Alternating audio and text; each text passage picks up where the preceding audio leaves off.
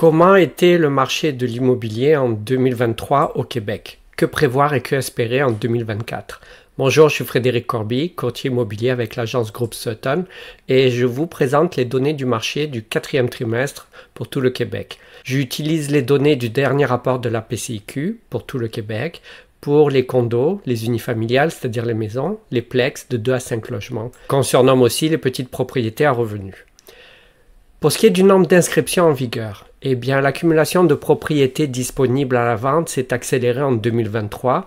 Le nombre d'inscriptions en vigueur s'est établi à 32 154 à l'échelle du Québec, soit une augmentation de 24% par rapport à 2022, mais à un niveau encore très inférieur à la moyenne historique si on regarde sur plusieurs années en arrière.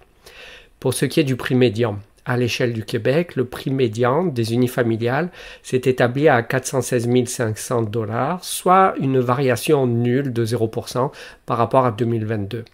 Du côté des copropriétés, des condos donc, le prix médian, lui, s'est établi au Québec à 360 000 $, toutes catégories confondues de condos, soit une légère baisse de 1% par rapport à 2022.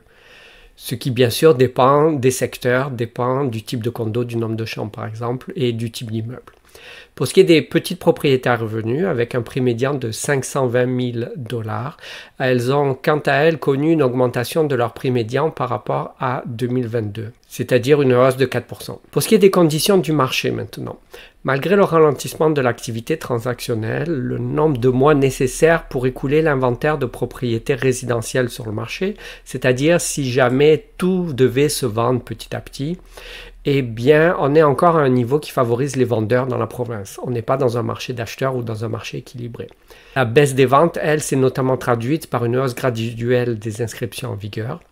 Le nombre de mois nécessaires pour écouler l'inventaire, il est ainsi en hausse à plus de 5 mois, exactement 5,1 mois pour toute catégorie confondue en résidentiel. Pour ce qui est des délais de vente, qu'est-ce qu'on peut espérer? Eh bien, le délai de vente moyen des unifamiliales, par exemple, au Québec, il était de 54 jours en 2023, soit 13 jours de plus qu'à la même période en 2022, au quatrième trimestre. Les copropriétés et les petites propriétés à revenus, elles suivaient avec respectivement 58 jours et 75 jours. Il s'agit de 14 jours de plus pour les copropriétés et pour les plex. Donc des délais plus longs pour la mise en vente. En conclusion, il est important de souligner que le marché de l'immobilier ne traverse pas une crise majeure et ne montre pas aucun signe d'effondrement. Les personnes qui ont besoin de déménager procèdent effectivement à leur démarche.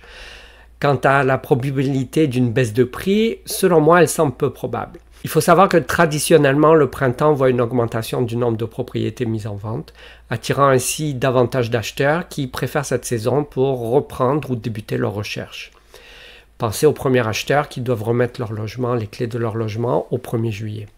Cependant, il est crucial de noter que si jamais la Banque du Canada décidait de réduire son taux directeur au printemps ou au début de l'automne, comme on a pu plus ou moins le comprendre, plus ou moins l'entendre, cela pourrait susciter un regain d'intérêt parmi les acheteurs en attente.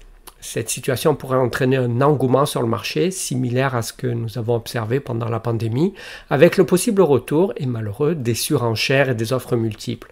Alors dans ce contexte, attendre, ça pourrait se traduire par des coûts beaucoup plus élevés.